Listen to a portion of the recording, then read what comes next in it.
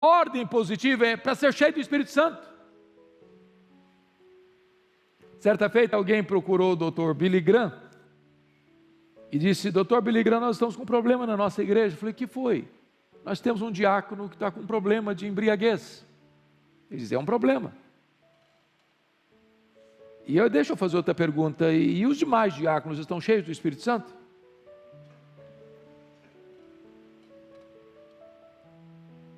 Porque nós só olhamos um lado. E se vocês perceberam, nessas duas ordens, há aqui uma comparação superficial. Qual é a comparação superficial? É que tanto uma pessoa embriagada, quanto uma pessoa cheia do Espírito Santo, está sob o controle ou de algo ou de alguém. Uma pessoa embriagada está sob o controle do álcool, uma pessoa cheia do Espírito Santo está sob o controle do Espírito Santo. A questão do álcool pode produzir reações diferentes em pessoas diferentes.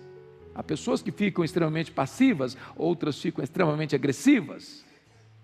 Umas se calam, outras falam muito. Umas se tornam um cordeirinho e outras se tornam um leão. Mas ambas as situações, não importa, ela está agindo assim porque ela está sob o controle de algo chamado vinho, álcool. Agora, quando uma pessoa está controlada pelo Espírito, ela é ousada, ela é audaciosa, ela é corajosa, ela não teme açoites, ela não teme prisões, ela não teme a morte. Ela diz: antes importa obedecer a Deus do que aos homens. Mas há um contraste profundo nesse texto. Qual o contraste profundo? É que Paulo diz que não vos embriagueis com o vinho no qual o quê? Há dissolução. E essa palavra significa vergonha, opróbrio, derrota, fracasso. Mas qual é o resultado de uma pessoa cheia do Espírito Santo? Os versos 19 a 21 vão nos mostrar 4 evidências. Se não, vejamos. Primeira evidência. Olha aí comigo no versículo 19, falando entre vós com salmos. Grife a expressão entre vós. Entre vós está falando de um relacionamento horizontal. E significa que quando você está cheio do Espírito Santo, você tem comunhão com seus irmãos. Um crente encrenqueiro, um crente que onde chega tem confusão, um crente que vive criando problemas, ele está mostrando uma coisa: ele não tem plenitude do Espírito Santo. Aquele que fala mal dos outros, está evidenciando que não tem plenitude do Espírito Santo. Primeiro resultado da plenitude do Espírito Santo é que você tem um relacionamento saudável com o seu irmão. Segundo resultado, está aí no versículo 19, a parte B. Está escrito assim: entoando e louvando de coração ao Senhor. Agora grife a expressão ao Senhor. Se o primeiro resultado é comunhão, o segundo resultado é adoração a Deus. Qual o terceiro resultado da vida cheia do Espírito Santo? Está aí no versículo 20. Dando sempre graças por tudo a nosso Deus e Pai, em nome de nosso Senhor Jesus Cristo. Então o terceiro resultado é gratidão. Você vê um crente murmurando? Nada está bom para ele. Ele reclama da casa que tem, ele reclama da cama que dorme, ele reclama da roupa que veste, ele reclama da comida que tem na mesa, ele reclama da igreja que tem, do pastor que tem, da vida que ele tem. Tudo está mal para ele. Ele está mostrando uma coisa: ele não está cheio do Espírito Santo. Quarta evidência, uma pessoa cheia do Espírito Santo. Olha o versículo 21. Sujeitando-vos uns aos outros no temor de Cristo. Você vê um crente todo empavonado, peito estufado, nariz empinado, ele acha que ele é o dono do mundo, ele acha que todo mundo tem que viver em função dele. Ele está mostrando uma coisa: não está cheio do Espírito Santo. Uma pessoa cheia do Espírito Santo está disposta a se submeter e a servir ao seu próximo. Mas eu quero concluir chamando a sua atenção para esse verbo, enchei-vos, porque tem 4 verdades aqui nesse verbo. Primeira delas, esse verbo está no plural. Significa que a plenitude do Espírito Santo não é para uma espécie de liderança ou elite espiritual, uma espécie de aristocracia espiritual. A plenitude do Espírito Santo é o projeto de Deus para você, e para mim, e para nós, e para todos. Segundo, esse verbo está não só no plural, mas está no modo imperativo. Não é uma sugestão, não é um pedido, não é uma recomendação, é uma ordem. Em outras palavras, não ser cheio do Espírito Santo é um pecado de desobediência. É uma ordem expressa: enchei-vos do Espírito.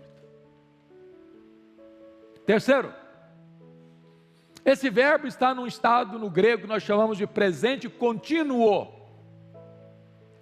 O que significa que você foi cheio ontem, deve ser cheio hoje, deve ser cheio amanhã, e deve ser cheio na semana que vem, e deve ser cheio no mês que vem, ou seja, a plenitude de ontem não serve mais para hoje. Todo dia é dia de você ser cheio do Espírito Santo.